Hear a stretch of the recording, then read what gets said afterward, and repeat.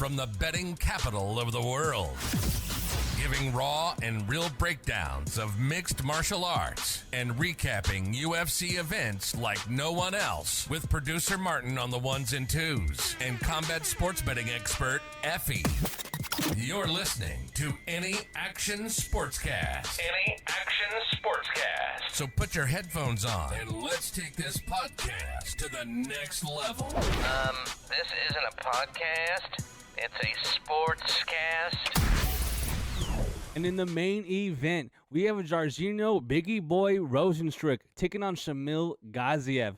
Rozenstruik comes in with a 13-5 record, currently sitting as a plus 135 underdog. He is 35 years old, 6'2", with a 78-inch reach. He's fighting Shamil BigMeal Gaziev, who comes in undefeated, 12-0. Currently sitting as a minus 165 favorite. He is 34 years old, 6'4", with a 78-inch reach. And this is a pretty easy fight to break down, in my opinion. It's one of the only fights on the card that's lined relatively closely. I'm going with Shamil Gaziev in this fight. You know, we have a striker here in Rozenstruik, deadly powerful striker here, and a guy in Shamil who should have a huge grappling advantage over Rozenstruik in this fight. I just don't like the takedown defense from Rozenstruik, especially in the open mat. Man, usually in the open mat, that's the easiest place to defend the takedown. Whereas along the cage, you can get tripped, you know, more so and thrown, really. But Shamil should be able to get this guy down in the open mat and along the cage. If Shamil puts him on the warning track, I think that takedown comes relatively easily for him. But if he decides to stand and bang in the center of the octagon with Rozenstruik, man, Rozenstruik can definitely knock out Shamil. I respect Jairzinho's striking. You can actually look at his UFC run and kind of, you know, point out a lot of negatives, man. If you look at who he's beating Chris Daukaus, Augustus Sakai, and Junior Dos Santos. Junior Dos Santos was about 50 years old. Chris Daukaus isn't in the UFC anymore. I'm pretty sure he's a cop again.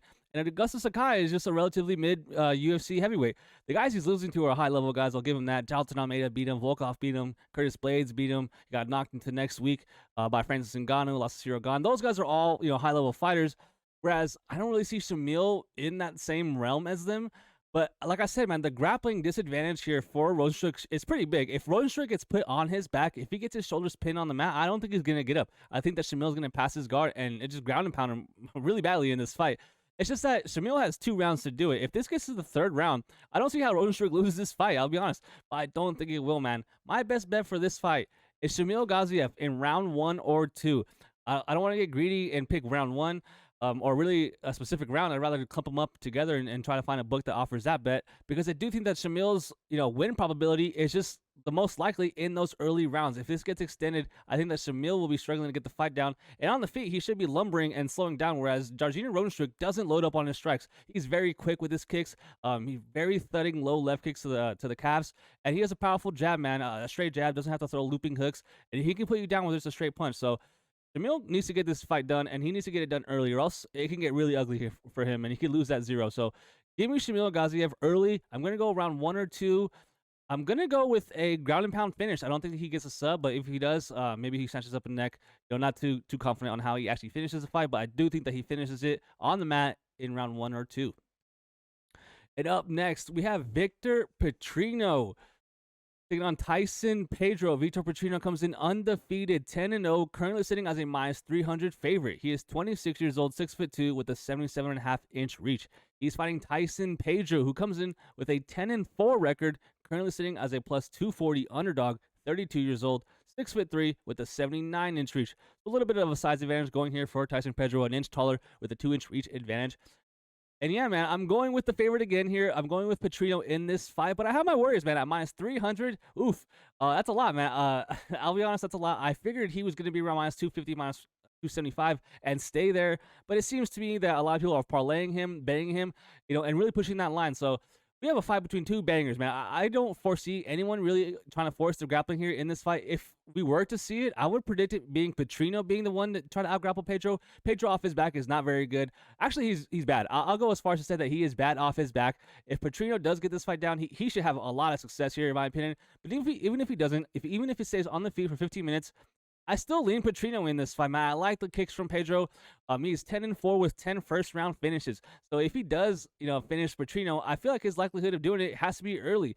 It's just that we're in the small apex cage, and with guys this big and with, you know, light heavyweights, man, there's just so little room to work, and there's so little space where if they get into a crazy exchange, an extended exchange in the center of the octagon, someone's going to get cracked, man. It's just about who lands first, who can find their chin the quickest, and who could be shortest to the punch. So I'm going with Petrino in this fight, but it's a really relatively, volatile fight. Pedro is live to knock out Petrino in this fight, don't get me wrong, but I am going to go with Petrino to win. I think he will knock out Tyson Pedro in this fight. I hate to say it like this, but I just think that he's slightly more well-rounded. I do think that he should be their favorite, so I agree with that there. But minus 300, a little bit wide for me. As far as a parlay piece, man, still, it's just I can see him getting knocked out. Is why I would kind of avoid a parlay piece there from Petrino. Give me Petrino to win via knockout in round 2.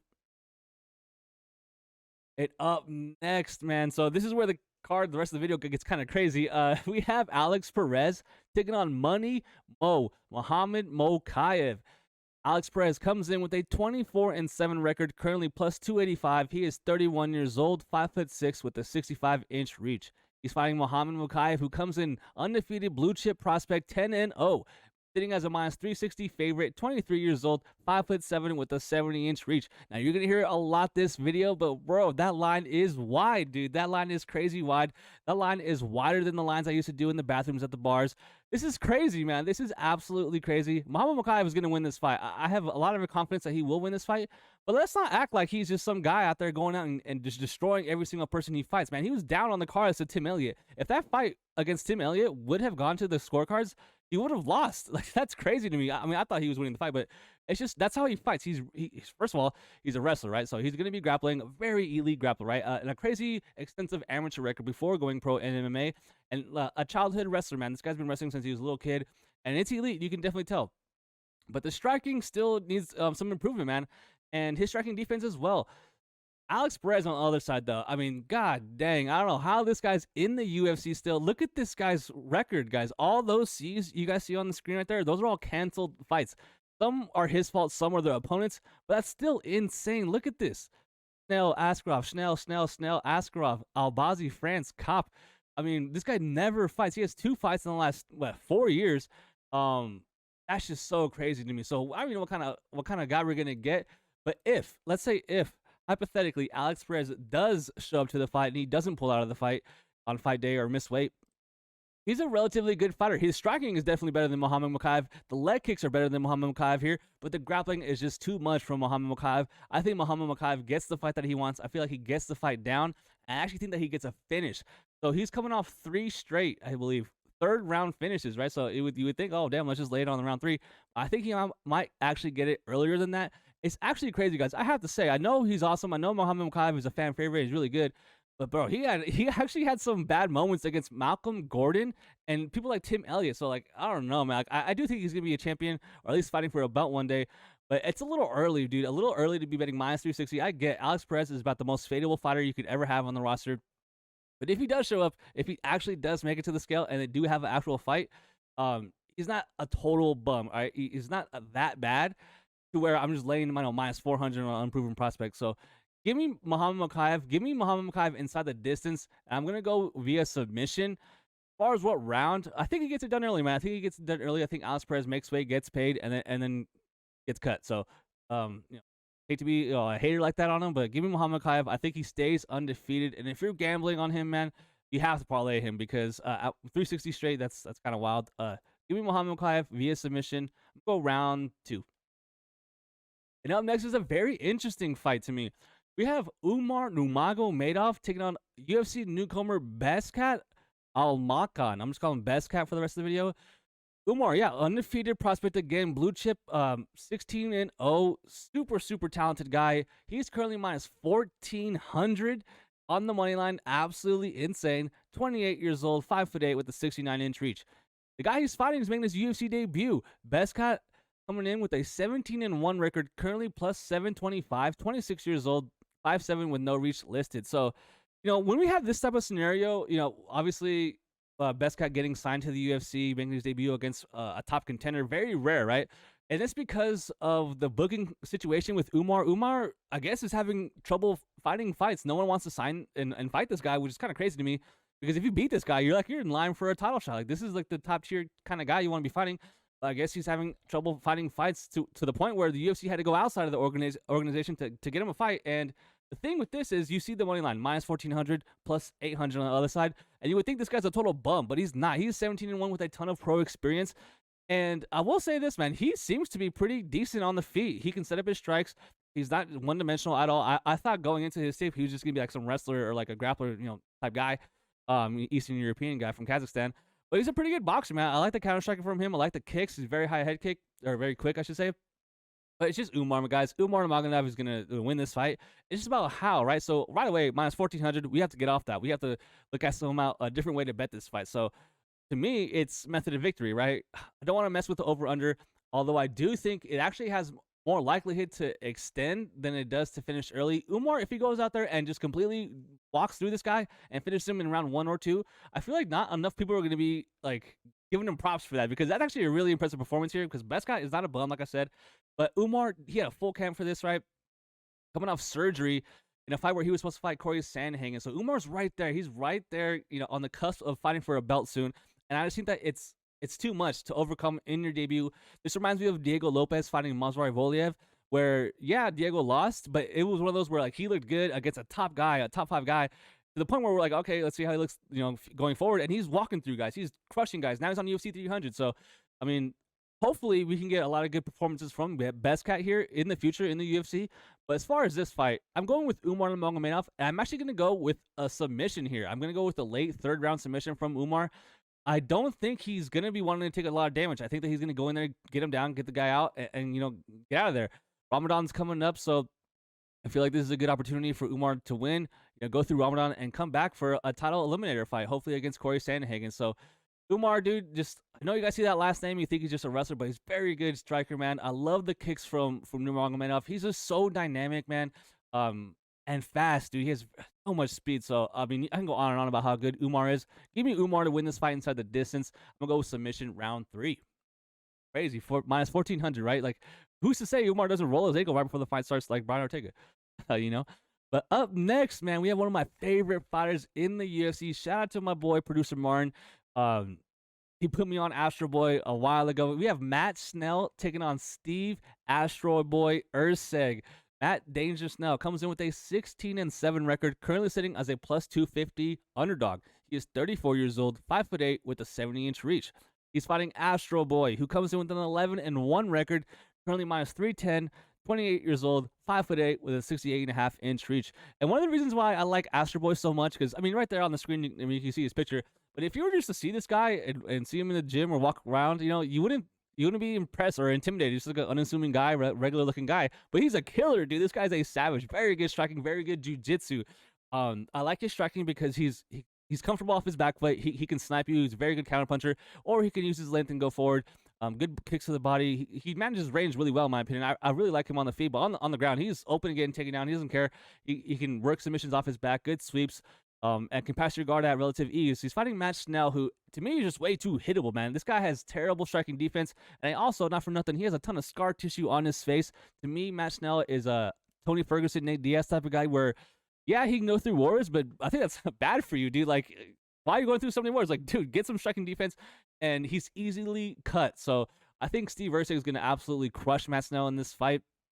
Too much damage accumulated for me on Matt Schnell. The way Matt Schnell is going to have to win this fight is that he's going to out-wrestle and keep Steve Erceg down. And I just don't think that's going to happen. I feel like if Steve Erceg does get taken down, he's going to be able to work back up and just piece apart Matt Schnell from there. Give me Steve Erceg to win this fight again inside the distance at minus 310. I missed the line. I saw him around minus 275, which I would have felt more comfortable with. But yeah, I still think he wins, man. I got to go with the favorite. It's going to be a common theme on this video. Give me the favorite. Give me Steve Erceg to win inside the distance. I'm going to go with a submission. I think he clubs him, and I think he subs him in that second round. And up next, we have a fight between Eryk, ya boy, Anders, and Jamie Pickett. Eryk, ya boy, Anders comes in as a minus 425 favorite. He is 36 years old, 6'1", with a 75-inch reach. He's fighting Jamie Pickett, who comes in with a 13-10 record, currently plus 300, 35 years old, 6'2", with an 80-inch reach. Now, you couldn't pay me to bet on Jamie Pickett. You know how sometimes Sportsbooks gives you a free bet, no sweat bet, that stuff? I still wouldn't lay it on Jamie Pickett. No way. I think Eryk Anders wins this fight. But again, guys, minus 425. What are we doing? I was joking with one of my buddies, and I was like, dude, a lot of these money lines are so wide. I just find myself looking at them and just being like, in this economy, really? In this economy, are we really going to bet Eryk on us at minus 425 when you could have had him earlier in the week at minus 300? No, I am not, at least. I'm not parlaying him or touching his money line at all. I'm picking Eryk on us to win this fight. First of all, Jamie Pickett shouldn't be in the UFC. Jamie Pickett is 13-10 as a professional MMA fighter. And he's on a 4-fight losing streak. He's has 6 losses in the UFC.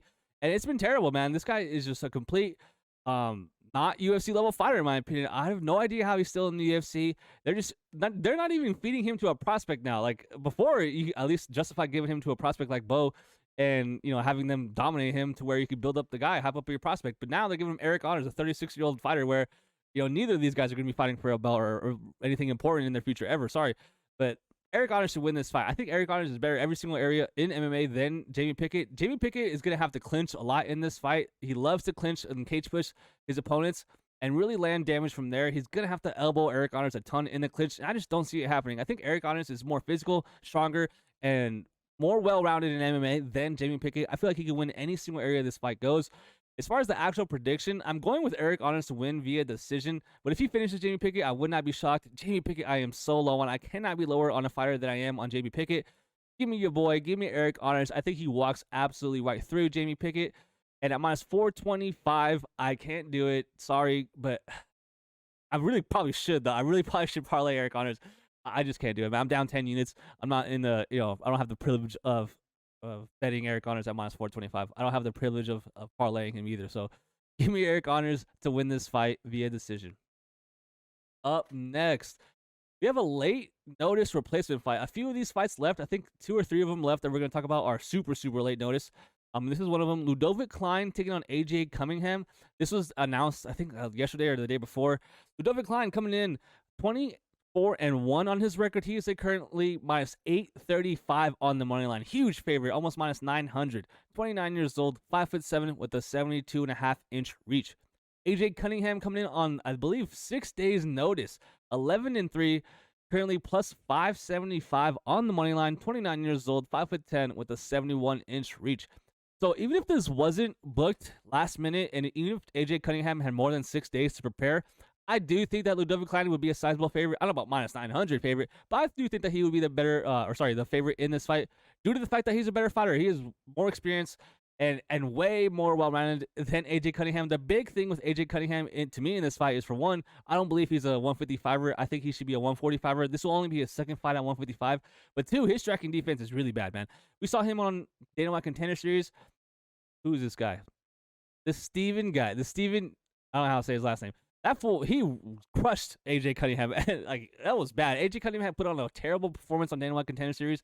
I'm kind of shocked he's actually getting this chance. So, Ludovit Klein should be able to piece apart AJ in this fight. He really impressed me in his last fight. I doubted him. I had Ignacio Bahamunez actually winning that fight. I believe I had him a bet on Bahamunez. And, dude, Ludovit Klein, good footwork, good striking, good defense. A good ring management, man. This guy was moving laterally the whole fight and really putting it on the inexperienced Ignacio Bahamunez. That was a fight where, hand up, man. You got to give it to the guy. He looked good and really impressed. Before that, I fought Jair Herbert, where, man, Jair Herbert is not the best fighter. Mason Jones and Devontae Smith. So far in his UFC, he's fighting guys that relatively aren't that high level. His best opponent, in my opinion, is the one he beat most recently, Ignacio Bahamunez, where he looked the best, in my opinion, in his UFC run. So definitely improving still at 29 years old. I feel like Ludovit Klein can just piece apart AJ Cunningham for the whole fight until he finishes him, or he can utilize some grappling and put him on his back and put down the guy on short notice here, AJ Cunningham, on his back, and really gas him out from there. But as far as the fight goes, Ludovit Klein, minus 900. What are we doing? Give me Ludovit Klein to win inside the distance. I think he finishes AJ Cunningham. I just can't get behind AJ Cunningham's striking defense. So I think that Ludovit Klein finds that chin. I think he finds it early. Give me round 1, Ludovit Klein. And up next, there's another mismatch. We have Javid Basharat taking on Aieman Zahabi. Basharat comes in undefeated, blue chip prospect still, 14-0. Minus 700 on the money line. 28 years old, 5'9" with a 69-inch reach. Fighting Aieman Zahabi, who comes in with a 10-2 record, currently plus 500. 36 years old, 5'8" with a 68-inch reach. So right away, we have an 8-year age gap going in the favor of Basharat, the minus 700 favorite. And that's who I'm going to pick, guys. Not a shocker here. I'm picking Javid Basharat to win this fight. Aieman Zahabi, though, has won 3 straight fights as an underdog. Kind of impressive, right? But I think it ends here. I think that Aieman Zahabi is too low output, and he's just too reliable in this fight, particularly on that one shot. The only way I can see Zahabi winning this fight is if he knocks out and clips Basharat. But I don't think that Basharat is that dumb. I actually really like the IQ from Basharat. He knows when to level change. He knows when to dip on guys. And he has very good footwork and distance management as well. Very good lateral movement from Basharat. And him and his brother, man. These guys are well-rounded. Very good coaching at Extreme Couture. And they seem to be the real deal, man. At minus 700, I actually understand. I totally get it. But Zahabi, credit to him. He's definitely on a little bit of a run here. His last fight where he absolutely crushed Arichi Lang, that was a scenario where Arichi Lang just throws a lazy leg kick, gets cracked, straight punch, and put out bad. I just couldn't believe it. Zahabi, I don't believe he had a single knockout before that in the UFC. And, goes out there and finishes Arichi Lang. And I actually view Arichi Lang as a pretty decent fighter, so that was shocking for one, but very impressive too. So credit to him. I don't want to, talk bad about the guy. I actually do think that he's a relatively okay fighter, but this is a bad matchup. Javid's better everywhere. He's a better grappler, better striker, more output with better IQ. So give me Javid Basharat to win this fight. And this is actually tricky because I can see this going, long. I can see this getting extended. So I'm actually going to go with Javid Basharat to win via decision. But if he were to win inside the distance, it would be submission in my opinion. But I don't think so. I think Zahabi stays safe. I think that it goes all 15 and Basharat wins a clear 30-27, if not 20-28 or 29-28. Give me Javid Basharat to win via decision. And up next, this is a banger, guys. Someone's getting slept in this fight. We have Christian Leroy Duncan taking on Claudio Riberio. Christian Leroy Duncan comes in with a 9-1 record, currently minus 300 on the money line. 28 years old, 6'2", with a 79-inch reach. He's fighting Claudio Riberio, who comes in with an 11-4 record, currently plus 240 on the money line. 31 years old, 6'1", with a 77-inch reach. So the reason I say someone's going to get slept in this fight is because both these guys have horrible striking defense. I mean, bad. It's really bad. It's bad when you watch, but it's also bad when you look at the statistics. Statistically, Riberio and Duncan have negative striking defense, man. They get landed on more than they land. Riberio is something around minus 30% striking defense. He's only blocking 30% of the strikes that come his way. Duncan's around somewhere around 40%. And they're two strikers, right? I don't foresee anyone grappling in this fight. They both can crack. It's just that Duncan, to me, he has shown weird IQ, right? So the fight against Petrosian, he lost right here. You can see on the screen. Petrosian's a better fighter. That's not a knock on him. Armin Petrosian should have won that fight, and he did. But what I didn't like about that fight was Duncan was landing and he would put his arms out and it was like showboat, really. He would kind of do flashy stuff, spinning stuff, and I'm just like, what are we doing here? No, bro, you gotta go fight. We lost, dude. What are we doing? But I do think that Duncan is the better striker here than Riberio. Riberio, very long, right? So he's super long. At those looping shots where I think Christian Leroy Duncan is way quicker to the target than Riberio. And I have way more confidence in his striking than Riberio. I think Duncan finishes Riberio in this fight, but we're in the small apex cage, guys. And like I said earlier, there's just not a lot of space. And we have not a lot of space between two guys that have no striking defense. Man, I think that someone's going to get caught. It could go either way. At minus 300, I think that's a lie. I was actually looking to play him in a parlay at minus 250, but then when I went to open my app, he was already minus 300. So I was like, dang, dude, I already missed it. So I don't know if I will parlay Duncan, but I do think that he gets that knockout in this fight. Riberio, I was at that fight where he got head kicked by Kopylov into next week. That was insane. He actually did have a moment of success earlier at the end of that first round, I should say. But, man, I just think that Duncan's too sophisticated on the feet. I do like his striking more than I like Riberio's. Give me Duncan to stay safe and to catch Claudio Riberio in this fight. And up next, we have a short notice fight again. We have Vinicius Oliveira taking on Bernardo Topaz. Bernardo comes in as a underdog, 11-2. Right there on the screen, you can see he used to be plus 145. But a lot of money has been coming in on him, pushing him to minus 105. Vinicius Oliveira is still the favorite. He comes in with a 19-3 record. He is currently minus 115. Oliveira is 28 years old, 5'9", with a 70.5 inch. Bernardo is 23 years old, 5'6", with no reach listed. And I only saw 2 fights from Sopaj, so take that, for what it's worth. I didn't get to see his whole entire, extensive career.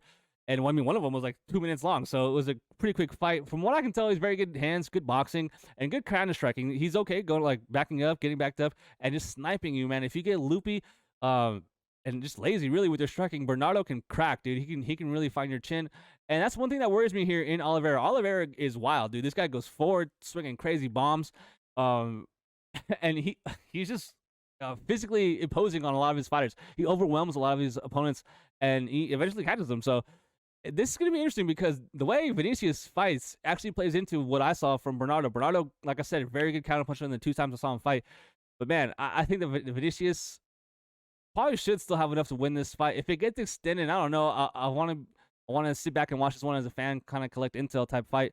But I'm not surprised at the line movement coming in from plus 145 to minus 105 on Bernardo. I feel like a lot of people are seeing what I'm seeing. The way that Vinicius fights is kind of playing into the way Sopaj does. So who knows? Maybe Oliveira gives Sopaj the fight that he's looking for. But I actually think that Vinicius, the guy on the full camp, will win this fight. I don't know the situation if Bernardo was like scheduled to fight someone and he was in camp or something like that, and then he just took this fight, or if he's just like off the couch, trying to make it into the UFC and saying yes to a fight. So not touching it, definitely not touching this fight. My pick is Oliveira, and yeah, man, I'm excited for that one. I'm excited to see how Bernardo looks in the UFC. And up next, we have our only underdog on the card that I'm gonna pick. We have Loic Razibov taking Abdul Karim Al-Zawadi. Razibov comes in with a 17-5-1 record, currently plus 135 on the money line, 33 years old, 5'11", 6'9", with a 69-inch reach. He's fighting Abdul Karim Al-Zawadi, who comes in with a minus 165 money line. He is 15-3. He is 28 years old, 5'8", with a 69-inch reach. Now, there's not a lot of underdogs you can really pick on this card. I'll be honest. We've gone through the whole card, crazy wide favorites, right? In this one, I can see a path. I can see a path for Razibov to win this fight, and it's going to be the wrestling, man. Zawadi loves to circle. He's going to circle around the octagon, circle, and try to pick apart Razibov as Razibov's chasing. I feel like Razibov's going to be chasing a lot in this fight, but since we're in such a small cage, there's less movement, less room to work with for Al-Zawadi. I think that the striking here goes to Al-Zawadi here. I think that the counter-striking, the forward pressure, definitely goes to Al-Zawadi. But I expect Loic to be the one going forward in this fight, trying to pursue the wrestling. And I feel like he can get Zawadi down and keep him there. I worry about the gas tank from Razibov here. And it's just such a even fight, in my opinion, whereas I can see Zawadi defending the takedowns, getting up, and then picking apart Razibov in this fight. Both guys, I'm not not over the moon or crazy confident in their striking. I'm more so confident in Razibov's wrestling than I am anything else in this fight. So for that reason, I'm going to pick Razibov to win this fight via decision. It's my only underdog pick on the card. I didn't want to do what I did last week when I just picked every single favorite. So I got to pick at least one underdog, and that's going to be mine. I'm going to go Razibov to win via decision. So that's it, guys. That'll do it for this week's show. Here, let me pull up something I want to show you guys. Do you guys think, how you guys like this? Man, look at that. I'm thinking about doing more videos like this. Let me know what you think. I can put up the odds right there on the fights. And instead of Tapology, I feel like everyone has Tapology. Let me know in the comments what you think. Should I start doing this more?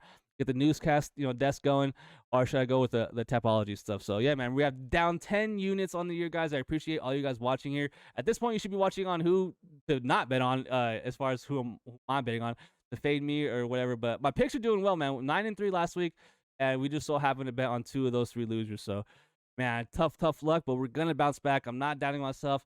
We're going to bounce back, man. We're going to climb out of this hole, and it's going to be awesome. So brick by brick, we're going to build that bankroll. Thanks for watching, guys. I'll see you guys next week. Peace.